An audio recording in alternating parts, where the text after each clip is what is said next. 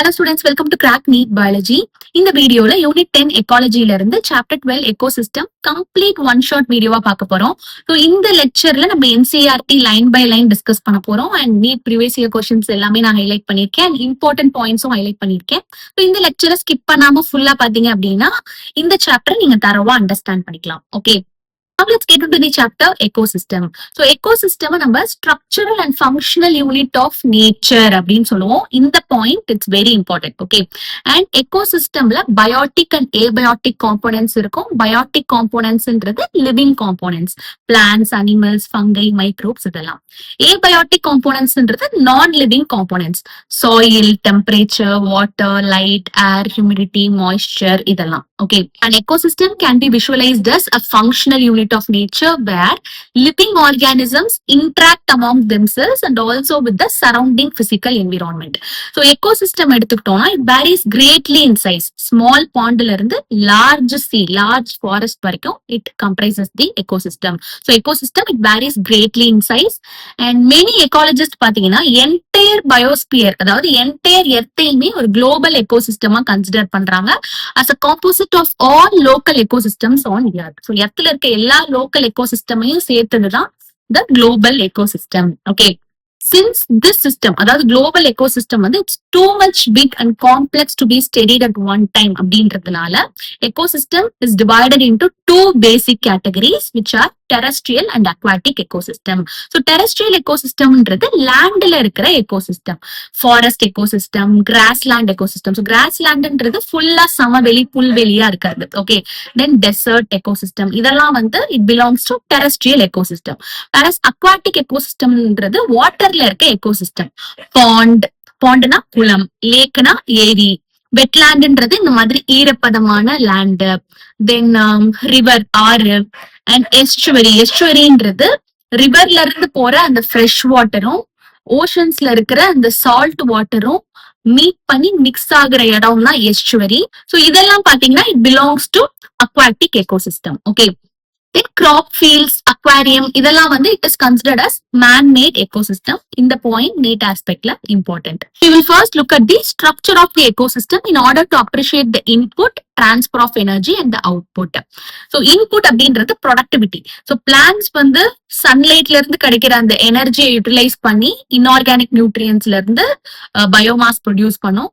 So plants produce பண்ற இந்த energy different ஆர்கானிசம்ஸ்க்கு டிரான்ஸ்பர் ஆகும், அதான் எனர்ஜி டிரான்ஸ்பர். அண்ட் அவுட்புட்ன்றது degradation and energy loss. So energy transfer நடக்கும்போது சம் எனர்ஜி ஹீட்டா வந்து லாஸ் ஆகும், அதான் output. Okay, we will also look at the relationships, cycles, chains, webs that are created as a result of these energy flows within the system and their interrelationship. So energy within the ecosystem flow ஆகும்போது அந்த interrelationship மூலமா தான் இந்த food chain, food web இதெல்லாம் form ஆகும். Okay, so now ecosystem structure and function பத்தி பார்க்கலாம். So earlier classesல you have looked at the various components of the environment, abiotic and biotic factors பத்தி பார்த்தோம், and how the individual biotic and abiotic factors they affected each other and their environment அப்படின்றத பார்த்தோம். So let us look at these components in a more integrated manner and see how the flow of energy takes place within these components of the ecosystem.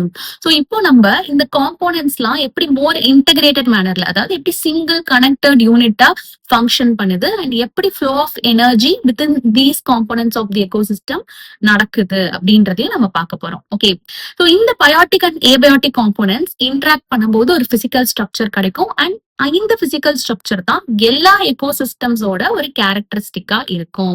So interaction of biotic and abiotic components results in a physical structure that is characteristic for each type of ecosystem.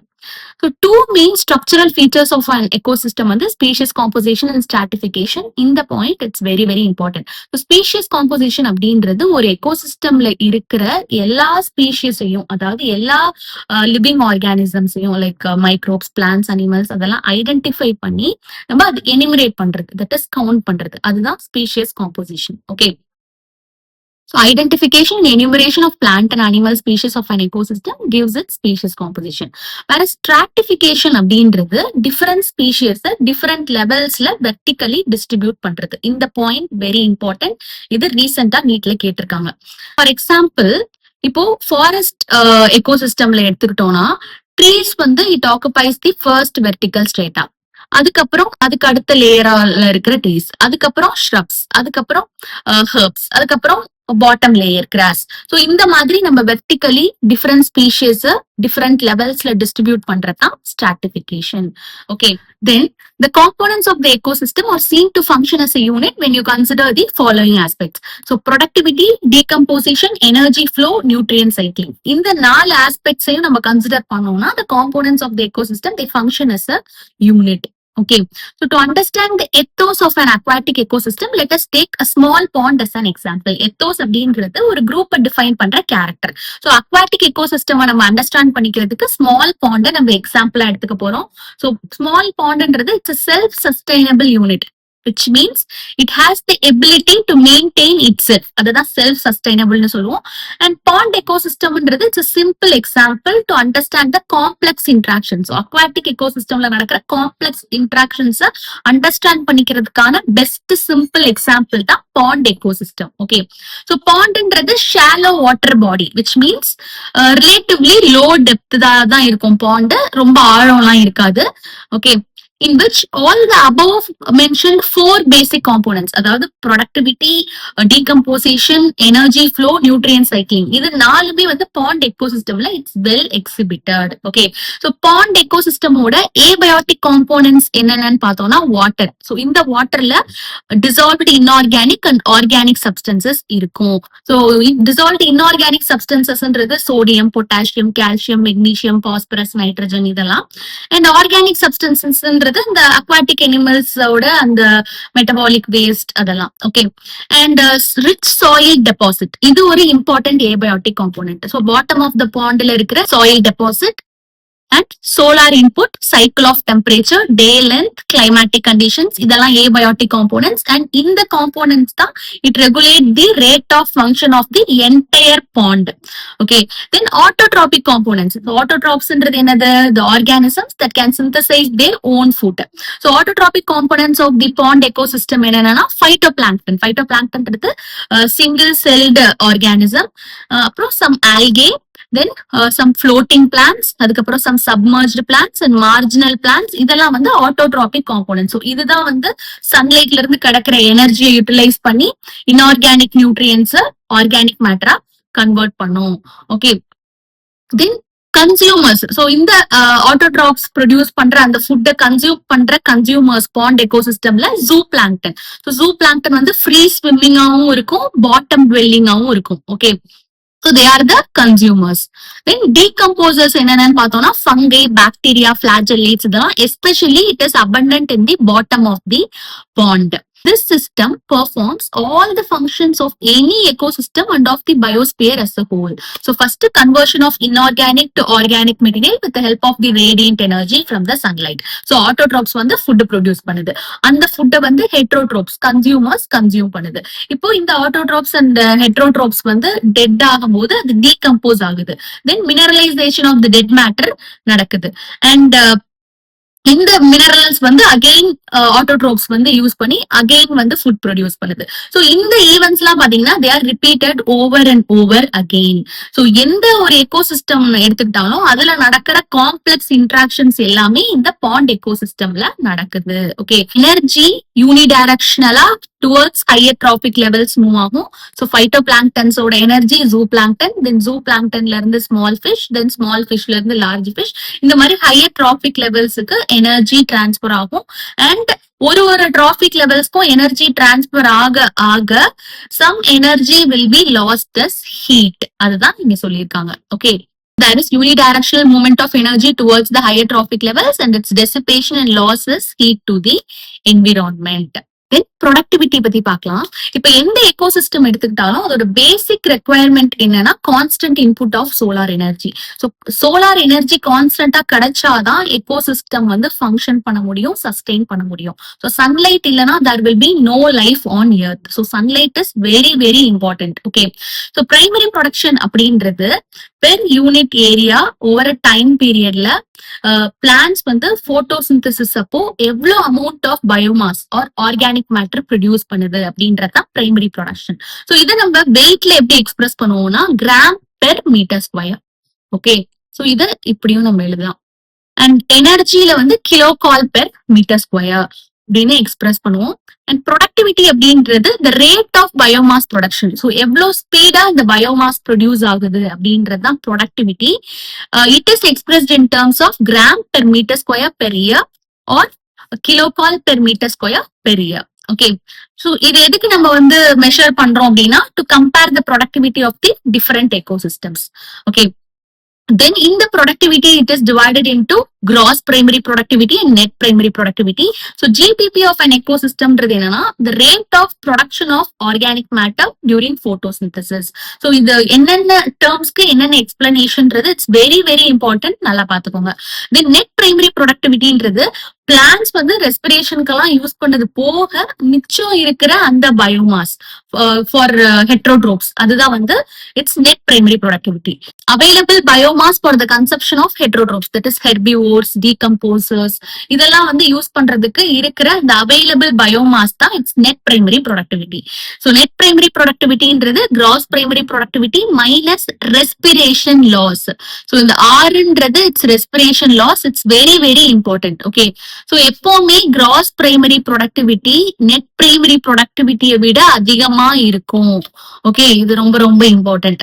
Then secondary productivity அப்படின்றது it is defined as the rate of formation of new organic matter by consumers. So consumers நல்லா ஞாபகம் வச்சுக்கோங்க, it's important.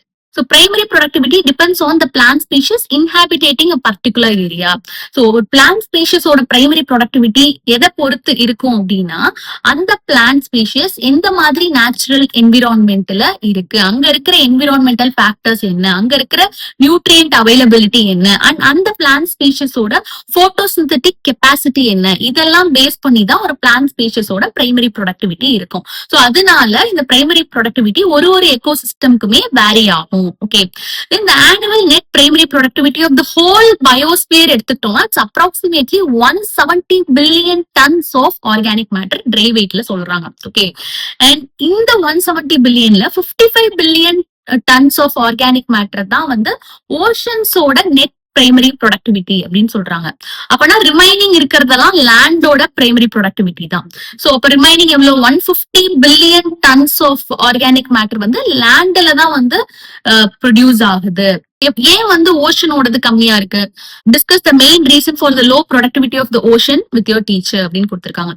ஏன் அப்படின்னா due to two major limiting factors which are sunlight and nutrients. So இப்போ ஓஷன்ல எடுத்துக்கிட்டோம்னா sunlight ரொம்ப deep வரைக்கும் போகாது, ஒரு பர்டிகுலர் ரீஜியன் வரைக்கும் தான் சன்லைட் போகும். இன்னொன்னு நியூட்ரியன்ஸ், நம்ம வந்து லேண்ட்ல எடுத்தோம்னா ரிச் சாயில் டெபாசிட் இருக்கும், நைட்ரஜன், பாஸ்பரஸ், இந்த மாதிரி நியூட்ரியன்ஸ் எல்லாம் லேண்டோட சாயில்ல ரிச்சா இருக்கும். வேற ஓஷன்ல எடுத்துக்கிட்டோம்னா இதெல்லாம் டெஃபிஷியன்டா இருக்கும். அண்ட் ஆல்சோ இப்போ ஓஷன்ல ஒரு மெரைன் ஆர்கானிசம் வந்து டெட் ஆகுது அப்படின்னா அது வந்து it will go into the deep ocean floor, cold deep ocean ஃப்ளோருக்கு போய் அது டீகம்போஸ் ஆகும். சோ அந்த டீகம்போஸ் ஆகுற மினரல்ஸ் வந்து மேல இருக்கிற அந்த சன்லைட் சர்ஃபேஸ் ரீஜியன் அதுக்கு வந்து கிடைக்காது.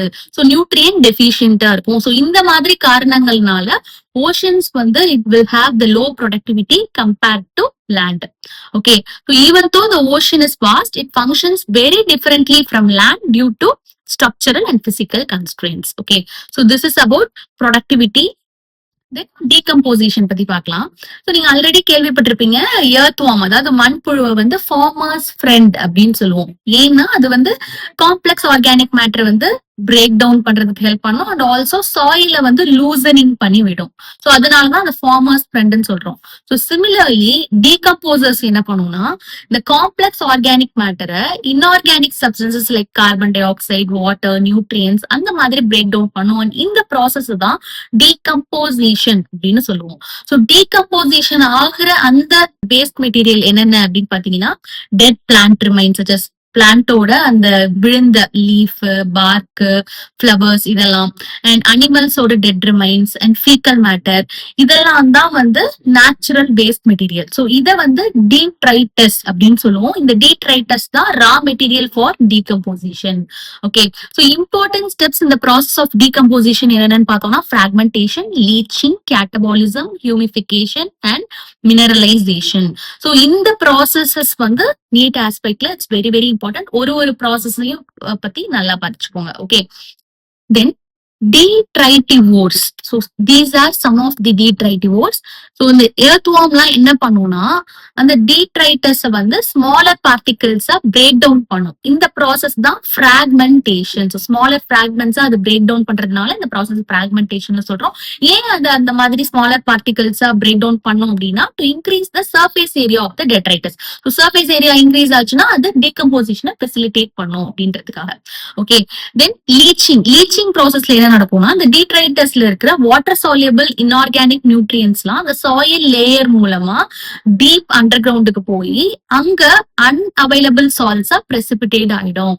ஏன் அன்அவைலபிள் சால்ட்ஸ் சொல்றோம்னா பிளான்டால அதோட இமீடியட் ரெக்குவயர்மெண்ட்டுக்கு அந்த நியூட்ரியன்ஸை அப்சர்வ் பண்ண முடியாது. சோ அதனாலதான் அன்அவைலபிள் சால்ட்ஸா பிரசிபிடேட் ஆயிடும்னு சொல்றோம். So this is leaching. Then catabolism அப்படின்றது பாக்டீரியல் அண்ட் ஃபங்கல் என்சைம்ஸ் வந்து இந்த டீட்ரைட்டஸை வந்து பிரேக் டவுன் பண்ணி சிம்பிள் இன்ஆர்கானிக் சப்ஸ்டன்சஸா கன்வெர்ட் பண்ணி அதை எடுத்துக்கும். சோ பாக்டீரியா ஃபங்கை எல்லாம் வந்து நம்ம வந்து சாப்ரோஃபைட்ஸ் சொல்லுவோம். சாப்ரோஃபைட்ஸ்ன்றது என்னது? டெட் ஆர்கானிக் மேட்டர்ல இருந்து அதோட நியூட்ரியன்ஸ் எடுத்துக்கிறது. சோ இந்த டெட்ரைட்டஸ்ல இருந்து அதுல இருக்கிற காம்ப்ளெக்ஸ் ஆர்கானிக் மேட்டரை சிம்பிள் இன்ஆர்கானிக் சப்ஸ்டன்சஸா கன்வெர்ட் பண்ணி பாக்டீரியா அண்ட் ஃபங்கை அதோட நியூட்ரிஷனா எடுத்துக்குது. இந்த ப்ராசஸ் தான் கேட்டபாலிசம்.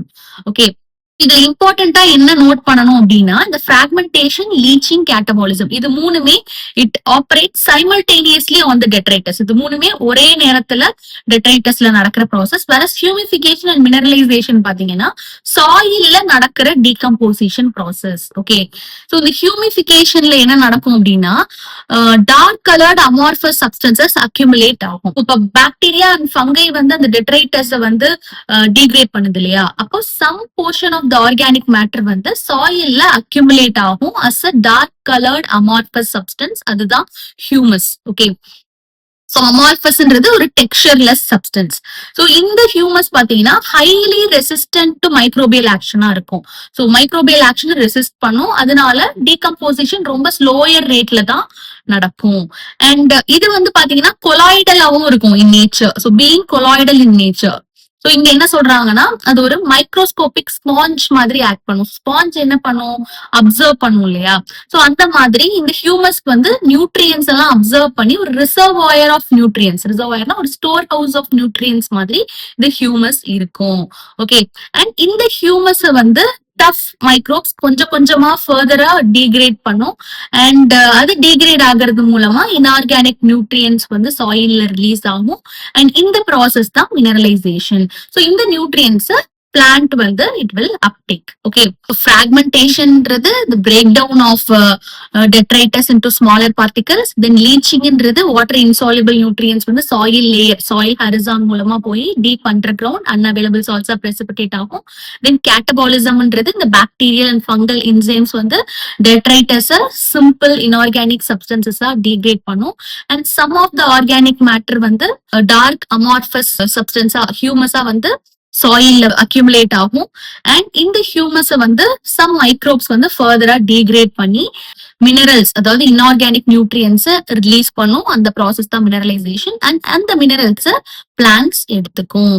ஸோ இந்த ப்ராசஸ் தான் டீகம்போசிஷன். தென் இந்த டீகம்போசிஷன் பாத்தீங்கன்னா it's largely and oxygen requiring process. Decomposition நடக்கிறதுக்கு ஆக்சிஜன் தேவை. ஓகே, ஸோ இந்த ரேட் ஆஃப் டீகம்போசிஷன் எதை பொறுத்து இருக்கும் அப்படின்னா இந்த டெட்ரைட்டஸோட கெமிக்கல் காம்போசிஷனை பொறுத்து அண்ட் கிளைமேட்டிக் ஃபேக்டர்ஸை பொறுத்து. ஸோ பர்டிகுலர் கிளைமேட்டிக் கண்டிஷன்ல இப்போ இந்த detritus வந்து when it is rich in lignin and chitin. So ligninன்றது it's the phenolic polymer, chitinன்றது complex polysaccharide. So இந்த மாதிரி chemical compositionோட detritus இருந்துச்சு அப்படின்னா decomposition rate வந்து ஸ்லோயரா இருக்கும்.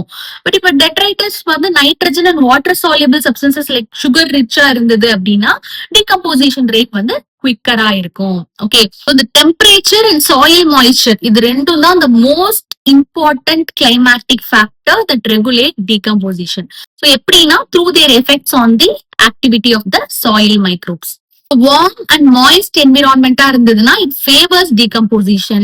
And low temperature and anaerobiosis இருந்ததுன்னா, anaerobiosis complete absence of molecular oxygen. So இந்த மாதிரி கண்டிஷன்ல decomposition நடக்காது. It inhibit decomposition resulting in the buildup of organic materials. Okay, so in the points la it's very important. So temperature and soil moisture, இது ரெண்டும் the most important climatic factors that regulate decomposition. Okay, so this is about decomposition. Then energy flow பத்தி பார்க்கலாம்.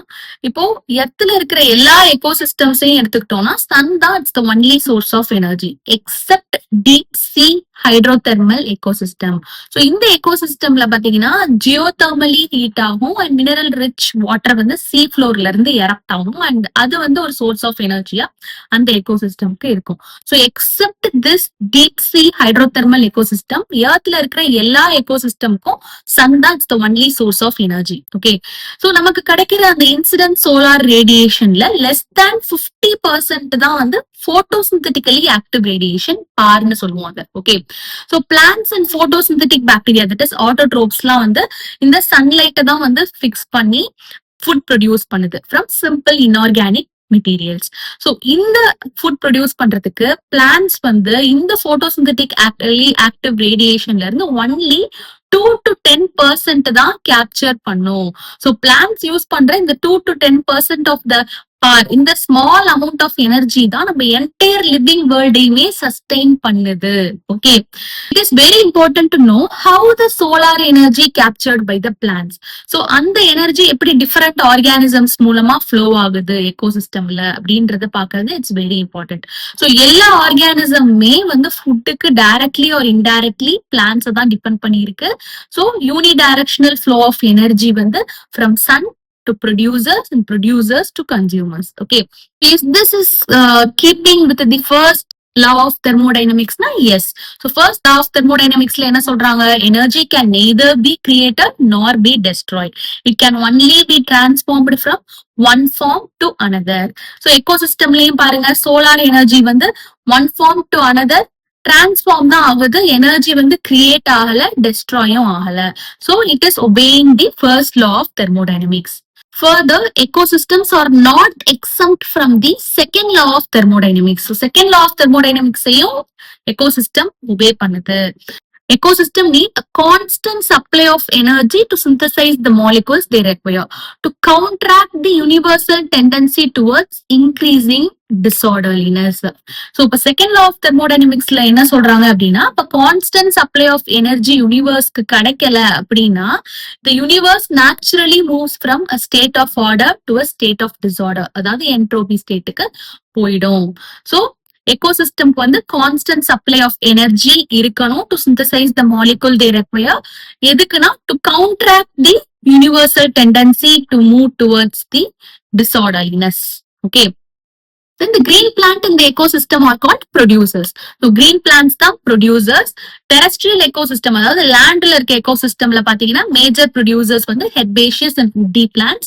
likewise aquatic systemல இருக்கிற major producers பாத்தீங்கன்னா various species like phytoplankton, algae, higher plants இதெல்லாம். Okay, then you have read about the food chains and webs that exist in nature. So starting from the plants, அதாவது ப்ரொடியூசர்ஸ்ல இருந்து food chains or rather webs are formed such that animal feed on a plant or an another animal and in turn is food for another. So first plant தான் வந்து primary producer and இன்னொரு animal அந்த plant சாப்பிடுது. So அது வந்து primary consumer and இந்த primary consumer இன்னொரு animal சாப்பிடுது, அது secondary consumer. So இந்த மாதிரி chain or web form ஆகுது because of this interdependency. So ஒரு ஆர்கானிசமும் இன்னொரு ஆர்கானிசமும் டிபெண்ட் பண்ணி இருக்கு, இன்டர்டிபெண்டா இருக்கு. சோ எந்த எனர்ஜியுமே பாத்தீங்கன்னா ட்ராப் ஆகாது, ஒரு ஆர்கானிசம்லயே ட்ராப் ஆகி அதுலயே ஃபார் எவர் இருக்காது. No energy is trapped into an organism and remain in it forever. So energy trapped by the producer வந்து கன்சியூமருக்கு பாஸ் ஆன் ஆகுது. இப்ப கன்சியூமர் இறந்துச்சு அப்படின்னா அந்த death of the organism வந்து it is the beginning of the detritus food chain. அந்த decomposition பார்த்தோம் இல்லையா, அது ஸ்டார்ட் ஆயிடும். Okay, all organisms depends on plants directly or indirectly for their food needs. So அந்த மாதிரி ஃபுட் நீடுக்காக பிளான்ட்ஸ் டிபெண்ட் பண்ணி இருக்கிறது தான் கன்சியூமர்ஸ். ஸோ அது ஹெட்ரோட்ரோப்ஸ்னு சொல்லுவோம். ஹெட்ரோட்ரோப்ஸ்ன்றது organisms that cannot synthesize their own food. Okay, இப்போ பிளான்ட்ஸ் அதாவது ப்ரொடியூசரை வந்து சாப்பிட்டுச்சு அப்படின்னா அது பிரைமரி கன்சியூமர். அண்ட் இப்போ அனிமல் வந்து அந்த பிரைமரி கன்சியூமரை சாப்பிட்டுச்சுன்னா அது secondary consumer. So secondary consumer ஒரு அனிமல் சாப்பிட்டுச்சுன்னா அது டெர்ஷரி கன்சியூமர். சோ இந்த மாதிரி இருக்கும். சோ ஆப்வியஸ்லி இந்த பிரைமரி கன்சியூமர் தான் இட்ஸ் த ஹெர்பிவோர். ஏன்னா அது பிளான்ட சாப்பிடுறதுனால அது ஹெர்பிவோர். வேற இந்த செகண்டரி கன்சியூமர் வந்து பிரைமரி கார்னிவோர். ஓகே, பிரைமரி கன்சியூமரை சாப்பிடுற அந்த செகண்டரி கன்சியூமர் தான் primary carnivore. So tertiary consumer வந்து secondary carnivore. Okay, obviously the primary consumers will be herbivores. So some common herbivores எடுத்துக்கிட்டோம்னா insects, birds, mammals இதெல்லாம் terrestrial ecosystemல. whereas aquatic ecosystemல இருக்கிற common herbivore வந்து molluscs. Okay, the consumers that feed on these herbivores are carnivores, or more correctly primary carnivores to secondary consumers. So secondary consumer தான் primary carnivore. Okay, so those animals that depend on the primary carnivores for food are labeled as secondary carnivores. Okay, so primary carnivores சாப்பிடுற அந்த tertiary consumer தான் the secondary carnivores. Okay, so simple grazing food chain is depicted below. So எப்படின்னா, so grass வந்து goat சாப்பிடுது. So grassன்றது producer, goatன்றது primary consumer, then goat வந்து man சாப்பிடுறான். So manன்றது secondary consumer. So இதுதான் வந்து grazing food chain. Okay, whereas detritus food chainல பாத்தீங்கன்னா it begins with the dead organic matter. So grazing food chain வந்து it begins with plants, that is primary producer, whereas detritus food chain வந்து it begins with dead organic matter. நம்ம already அந்த decomposition பார்த்தோம் இல்லையா, அந்த process தான் நடக்கும். So it is made up of decomposers which are heterotrophic organisms, mainly fungi and bacteria. So fungi and bacteria saprophytes னு சொல்லுவோம். ஏன்னா அது dead decaying matter வந்து சாப்பிட்டு உயிர் வாழும். Okay, so they meet their energy and nutrient requirements by degrading dead organic matter or detritus. Detritusன்றது என்னது? Natural waste material. Okay, so these are also known as saprotropes. Decomposers secrete digestive enzymes that break down dead and waste materials into simple inorganic materials which are subsequently absorbed by them. Okay, so இதான் detritus food chain. நம்ம பார்த்த இந்த decomposition process தான் detritus food chain. Okay, so in an aquatic ecosystem, GFC is the main conduit for energy flow. So aquatic ecosystemல grazing food chain na it's the main conduit. Conduit na it's the channel for energy flow. Okay, whereas terrestrial ecosystemல எடுத்துக்கிட்டோம்னா much larger fraction of energy the detritus food chain மூலமா flow ஆகும் than grazing food chain. Okay, so detritus food chain may be connected with the grazing food chain at some levels. So some of the organisms of GFC, அதாவது grazing food chainல இருக்கிற organism வந்து detritus food chainலயும் கனெக்டடா இருக்கும் at some levels. Okay, so some of the organisms of detritus food chain, அதாவது dead leaves சாப்பிடுற இந்த woodlouse, இது வந்து detritus food chainல இருக்கு. So இந்த ஆர்கானிசம் வந்து grazing food chainல இருக்கிற அனிமல்ஸோட ஃபுட்டா இருக்கு. Okay, so under the natural ecosystem, some animals like cockroaches, crows இதெல்லாம் omnivores. Omnivoresனா both herbivores and carnivores இருக்கிறது தான் omnivores னு சொல்லுவோம். So these natural interconnection of food chain make it a food web. So இந்த மாதிரி இருக்கிற நேச்சுரல் இன்டர்கனெக்ஷன்ஸ் அததான் வந்து ஃபுட் வெப்னு சொல்லுவோம். ஃபார் எக்ஸாம்பிள் இதுல பாத்தீங்கன்னா, இப்போ இந்த கிராஸ் போப்பரை வந்து இந்த பேர்ட் சாப்பிடும். சோ அதே மாதிரி இந்த கிரெயினையும் சாப்பிடும். சோ ஒரே பேர்டே பாத்தீங்கன்னா டிஃபரெண்ட் ட்ராபிக் லெவல்ஸ்ல இருக்கு. சோ இந்த மாதிரி இருக்கிறது தான் it is the food web. Okay, how would you classify human beings அப்படின்னு கேட்டிருப்பாங்க. So human beings primary consumer, secondary consumer, tertiary consumer. So மூணு இதுலயுமே வரும். And also we have interconnection to GFC and DFC. So detritus food chainல இருக்கிற fungi, அதாவது இந்த button mushrooms எல்லாம் சாப்பிடுறோம் இல்லையா, human beings வந்து interconnection to GFC and DFC லயும் வருவோம். So human acts as the major bridge within the global food web. Okay, organisms occupy a place in the natural surroundings or in a community according to their feeding relationship with other organisms. So organisms அதோட feeding relationship பொறுத்து, அதோட source of nutrition or food பொறுத்து specific place food chainல occupy பண்ணுது. அந்த place தான் நம்ம trophic level அப்படின்னு சொல்லுவோம். So producers பாத்தீங்கன்னா எப்பவுமே they belong to the first trophic level. Primary consumer வந்து secondary trophic level, secondary consumer third trophic level, tertiary consumer fourth trophic level. இந்த மாதிரி அந்த ஆர்கானிசமோட ஃபீடிங் ரிலேஷன்ஷிப் அண்ட் அதோட சோர்ஸ் ஆஃப் நியூட்ரிஷனை பொறுத்து ஃபுட் செயின்ல அதுக்கு ஸ்பெசிபிக் பிளேஸ் கொடுக்குறோம். அதுதான் trophic level. The important point to note is that the amount of energy decreases at successive trophic levels. So ஒரு trophic level போக போக the amount of energy பாத்தீங்கன்னா decrease ஆகும். So 10% energy தான் ஒரு trophic levelsலயும் pass on ஆகும். So இப்ப 100% energy வந்து first trophic levelல இருக்குன்னா அதுல இருந்து 10% தான் அடுத்த trophic levelக்கு போகும். And இந்த 10%ல இருந்து 10%, 1% தான் அடுத்த trophic level. And 1% ஓட 10%. 0.1%. So இந்த மாதிரி ஒரு trophic லெவலுக்கும் எனர்ஜி டிரான்ஸ்பர் ஆகும்போது எனர்ஜி டிக்ரீஸ் ஆகும். Okay, when any organism dies, it is converted to detritus or dead biomass that serves as the energy source for decomposers.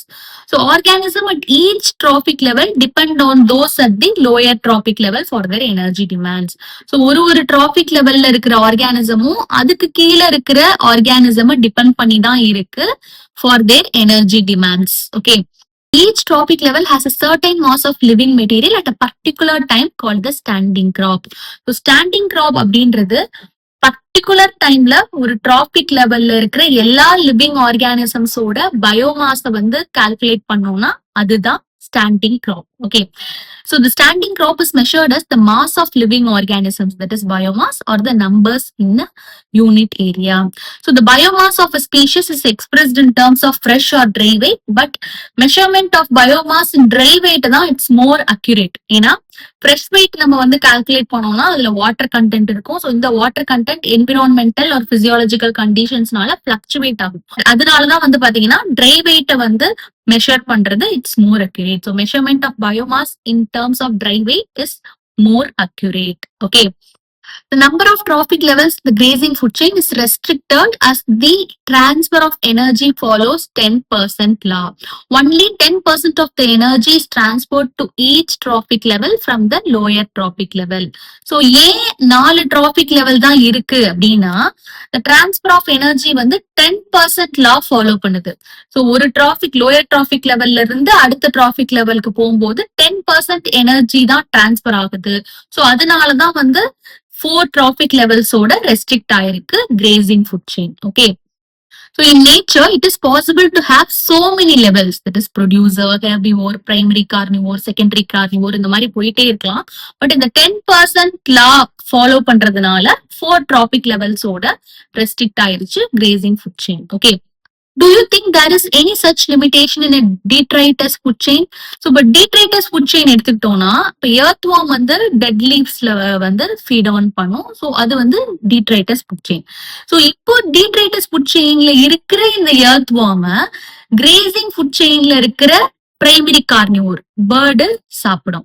So இந்த மாதிரி கான்ஸ்டன்டா biomass வந்து டிஎஃப்சில இருந்து ஜிஎஃப்சிக்கு டிரான்ஸ்பர் ஆகிறதுனால நம்ம டிட்ரைட்டஸ் ஃபுட் செயினுக்கு செப்பரேட்டா டிராபிக் லெவல்ஸ் கன்ஸ்ட்ரக்ட் பண்ணல. Okay, ஒரு தடவையும் எனர்ஜி டிரான்ஸ்பர் ஆகும்போது ஹீட்டா அந்த எனர்ஜி லாஸ் ஆகுது. So first trophic level producerல இருந்து secondary trophic level primary consumerக்கு போகுது, then third trophic level secondary consumer, then fourth trophic level top carnivoreக்கு போகுது. So ஒரு லெவலுக்கு போகும்போதும் ஹீட்டா அந்த எனர்ஜி லாஸ் ஆகுது. ஓகே, தென் டீகம்போசர்ஸ் வந்து இந்த ஆர்கானிசம்ஸ் வந்து டெட் ஆகும்போது அது டீகம்போஸ் பண்ணி அதுல இருந்து கிடைக்கிற நியூட்ரியன்ஸை வந்து it is sending it back to the plants for absorption. Okay, then ecological pyramids பத்தி பார்க்கலாம். ஸோ ஒரு பிரமிடோட ஷேப் எப்படி இருக்கும்னு உங்களுக்கு தெரியும். பேஸ் ப்ராடா இருக்கும், மேல போக போக நேரோவா இருக்கும். இதான் பிரமிடோட ஷேப். இப்போ நம்ம டிஃபரெண்ட் ட்ராபிக் லெவல்ஸ்ல food or energy relationship between organisms அதை எக்ஸ்பிரஸ் பண்ணோம்னா நமக்கு சிமிலர் பிரமிட் ஷேப் தான் கிடைக்கும். So this relationship is expressed in terms of number, biomass or energy. So the base of each pyramid பாத்தீங்கன்னா it represents the producer or the first trophic level, whereas apex of each pyramid pathona it represents the tertiary consumer or top level consumer. Okay, 3 types of ecological pyramids that are usually studied are pyramid of number, pyramid of biomass and pyramid of energy. So pyramid of number in grassland ecosystem pathina only 3 top carnivores are supported in an ecosystem based on the production of nearly 6 million plants. So 6 million plants producer இருக்கு. இந்த 6 million plants only 3 top level carnivores தான் support பண்ணுது இந்த grassland ecosystem. Okay, then pyramid of biomass பார்த்தோம்னா it shows sharp decrease in biomass. So higher trophic level போக போக biomass decrease ஆகுது. Okay, so ப்ரொடியூசர்ல பாத்தீங்கன்னா 809 kilogram per metre square dry weight இருக்கு.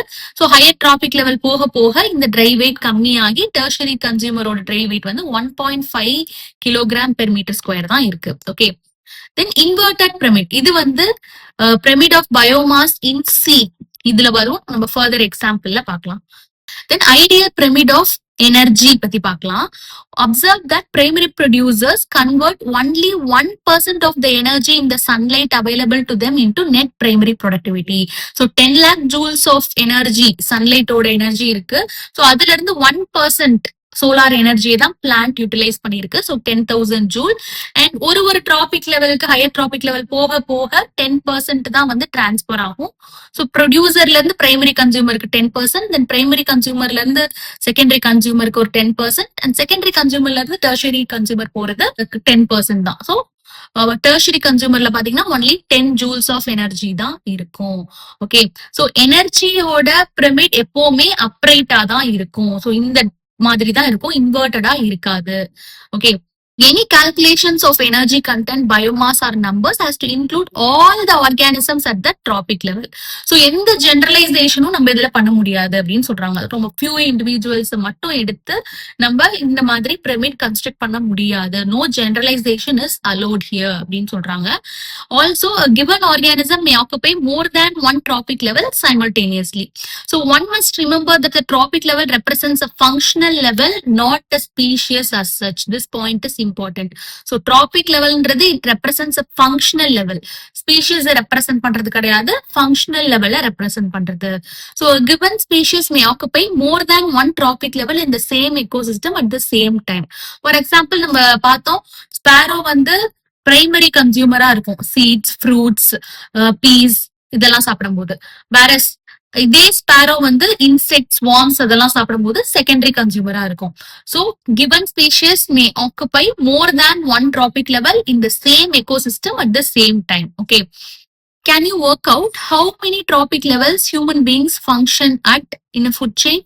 ஹியூமன் பீயிங்ஸ் பாத்தீங்கன்னா நம்ம second traffic level, third traffic level, fourth traffic level, இது மூணுத்தையுமே வந்து நம்ம ஆக்குபை பண்றோம். ஸோ பிரைமரி கன்சியூமராகவும் இருக்கும் when eating plants directly, rice, vegetables, fruits, lentils இந்த மாதிரி சாப்பிடும்போது.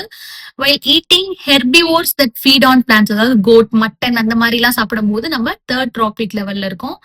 அண்ட் பிரிடேட்டரி அனிமல்ஸ், அதாவது carnivores fish like tuna, salmon இதெல்லாம் சாப்பிடும்போது நம்ம ஃபோர்த் ட்ராபிக் லெவல்ல வருவோம் ஹியூமன் பீயிங்ஸ். ஓகே, ஏன்னா இந்த டியூனா, சால்மன் எல்லாம் பாத்தீங்கன்னா பிரைமரி கன்சியூமரை சாப்பிட்டு உயிர் வாழ்றது. ஓகே, சோ அதனால அந்த டியூனாவை வந்து நம்ம ஹியூமன் பீயிங்ஸ் சாப்பிடுறதுனால நம்ம டெர்ஷரி கன்சியூமர்ஸ் அந்த இதுலயும் வருவோம்.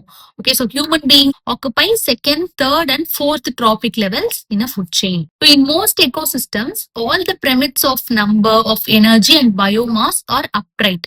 So uprightனா இந்த மாதிரி ஷேப்ல தான் இருக்கும். மோஸ்ட் எக்கோசிஸ்டம்ல பயோமாஸ், எனர்ஜி அண்ட் நம்பர் எடுத்துக்கிட்டோம்னா இந்த மாதிரி அப்ரைட் ஷேப்ல தான் இருக்கும். That is, producers are more in number and biomass than the herbivores, and herbivores are more in number and biomass than the carnivores. So இந்த மாதிரி அப்ரைட்டா தான் இருக்கும். Also, energy at the low trophic level is always more than the higher trophic level. So lower trophic levelல தான் எப்பவுமே energy அதிகமா இருக்கும். So இது எப்பவுமே அப்ரைட்டா தான் இருக்கும், பிரமிட் ஆஃப் எனர்ஜி. ஏன்னா ஒரு ட்ராபிக் லெவல்ஸ்க்கு எனர்ஜி டிரான்ஸ்பர் ஆகும்போது ஒன்லி 10% லாவை ஃபாலோ பண்றதுனால இந்த மாதிரி இருக்கும். Okay, there are exceptions to this generalization. So எனர்ஜிக்கு மட்டும் எப்பவுமே பிரமிட் அப்ரைட்டா தான் இருக்கும். whereas numbers and biomassக்கு சில எக்ஸெப்ஷன்ஸ் இருக்கு. Okay, if you had to count the number of insects feeding on a big tree, what kind of pyramid would you get? Now add an estimate of the number of small birds depending on the insects, as also the number of large birds eating the smaller. Draw the shape you would get அப்படின்னு கொடுத்திருக்காங்க. So producer வந்து ஒரு big tree தான். So primary consumer வந்து அந்த big ட்ரீல இருக்கிற thousands of insects. Okay, and secondary கன்சியூமர்ன்றது hundreds of small birds eating the insects. And tertiary கன்சியூமர்ன்றது fewer large birds eating the small birds.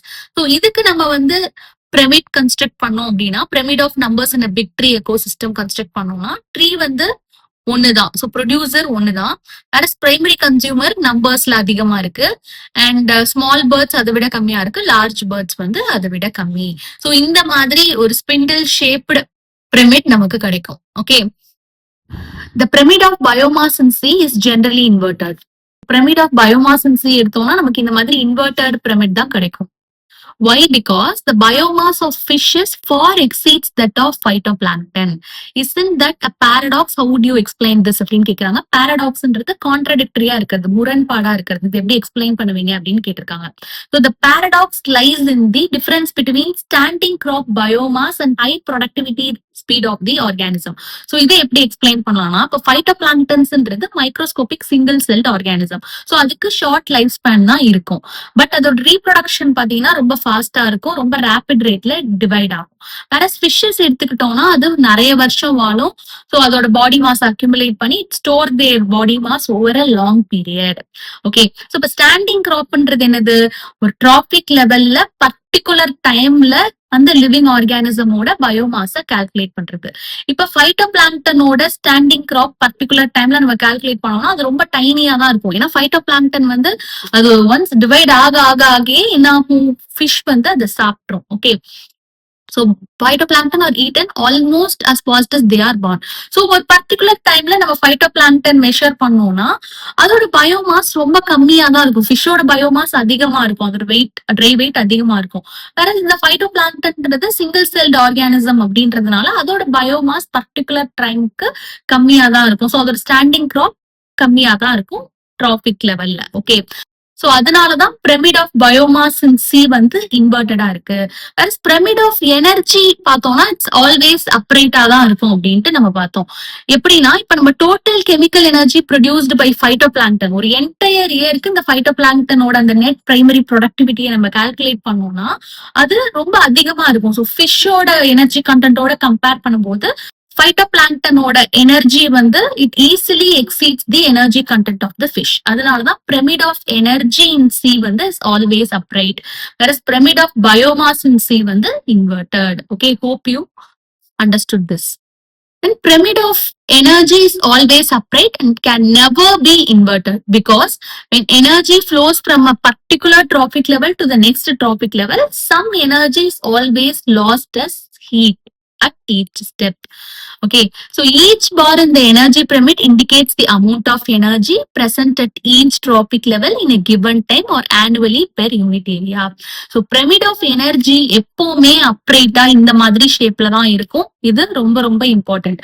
And ஒரு டிராபிக் லெவலுக்கும் எனர்ஜி டிரான்ஸ்பர் ஆகும்போது only 10% energy தான் lower traffic லெவல்ல இருந்து transfer ஆகும். இதுவும் important. இதை கால்குலேட் பண்ற மாதிரி உங்களுக்கு கொஸ்டின் கொடுத்து கேட்பாங்க. Okay, however there are certain limitations of ecological pyramids. So ecological pyramids க்கு certain limitations இருக்கு. அது என்னன்னா, same species belonging to 2 or more trophic levels அத வந்து ecological pyramid கன்சிடர் பண்ணல.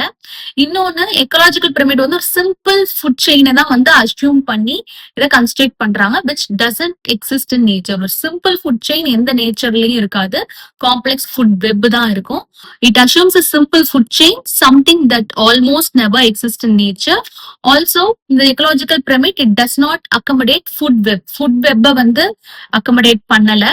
Moreover, saprophytes வந்து இந்த ecological pyramidsல எந்த பிளேஸும் கொடுக்கல. saprophytes வந்து எக்கோசிஸ்டம்ல it plays a vital role, but ecological pyramidல saprophytesக்கு எந்த பிளேஸும் கொடுக்கல. சோ இதெல்லாம் லிமிடேஷன்ஸ். இந்த பேரா வந்து it's very important, which are not the limitations of ecological pyramidsன்னு உங்களுக்கு கொடுத்து கேட்பாங்க. சோ என்னென்ன லிமிடேஷன்ஸ்ன்றத நல்லா பாத்துக்கோங்க. ஓகே, summary பார்க்கலாம். An ecosystem is a structural and functional unit of nature and it comprises abiotic and biotic components. So structural and functional unit of nature na ecosystem. Okay, abiotic components ன்றது air, water, soil இதெல்லாம். Biotic components ன்றது producers, consumers, decomposers இதெல்லாம். Okay, each ecosystem has characteristic physical structure. அது எப்படி வரும்னா, interaction between the biotic and abiotic components மூலமா வரும். And species composition, stratification, இது ரெண்டும் தான் two main structural features of an ecosystem. It's important point. Okay, so based on the source of nutrition every organism occupies is place in an ecosystem. அதுதான் trophic levels சொல்லுவோம். So productivity, decomposition, energy flow, nutrient cycling, இது நாலும் தான் 4 important components of an ecosystem. So primary productivityன்றது the rate of biomass production by plants during photosynthesis. Okay, so இது வந்து it is divided into two types: gross primary productivity, net primary productivity. So gross primary productivity அப்படின்றது rate of capture of solar energy or total production of organic matter. Net primary productivityன்றது remaining biomass or the energy left after utilization of producers. So secondary productivityன்றது rate of formation of new organic matter by the consumers. So இப்படியும் சொல்லலாம், rate of assimilation of food energy by the consumers. Okay, so இதுல அந்த important point என்னது, net primary productivityன்றது gross primary productivity minus respiration loss. So அந்த ஆறுன்றது respiration loss, நான் ஞாபகம் வச்சுக்கோங்க. In decomposition, complex organic compounds of detritus are converted to carbon dioxide, water and inorganic nutrients by the decomposers. So decomposition வந்து it involves 3 processes னு கொடுத்திருக்காங்க. Actually 5 process: fragmentation, leaching, catabolism, humidification and mineralization. And energy flow வந்து unidirectionalா இருக்கும். First plant வந்து solar energy capture பண்ணும் and food produce பண்ணும், and food வந்து it is transferred from producers to consumers, and consumers வந்து இறக்கும் போது decomposersக்கு போகும். So இந்த மாதிரி unidirectional flow of energy இருக்கும். So organisms of different trophic levels in nature are connected to each other for food or energy relationship, forming a food chain. Okay, so interdependent organisms இருக்கும். The storage and movement of nutrient elements through the various components of the ecosystem, அததான் வந்து nutrient cycling அப்படின்னு சொல்லுவோம். So nutrient cycling இந்த சம்மரியில மட்டும்தான் இந்த சாப்டர்ல கொடுத்திருக்காங்க. So nutrients are repeatedly used through this process. So nutrient cycling 2 types இருக்கு: gaseous and sedimentary. So atmosphere or hydrosphere is the reservoir for the gaseous type of cycle, that is carbon cycle. And sedimentaryல பாத்தீங்கன்னா earth's crust, lithosphere னு சொல்லுவோம். So earth's crust தான் the reservoir for the sedimentary type of cycle, that is phosphorus cycle. Okay, so இந்த points வந்து சம்மரியில மட்டும்தான் கொடுத்திருக்காங்க, இது நல்லா பாத்துக்கோங்க. Okay, so products of ecosystem processes are named as ecosystem services. So purification of air and water by forest is the example for ecosystem services. So chapter 12 ecosystem complete one shot வீடியோவா பார்த்துட்டோம். இந்த video உங்களுக்கு யூஸ்ஃபுல்லா இருந்தா என்னோட channel subscribe பண்ணிக்கோங்க. And இந்த video பிடிச்சிருந்தா லைக் பண்ணுங்க, கமெண்ட் பண்ணுங்க. ஸோ நெக்ஸ்ட் வீடியோல biodiversity and conservation full one shot வீடியோவா பார்க்கலாம். தேங்க்யூ.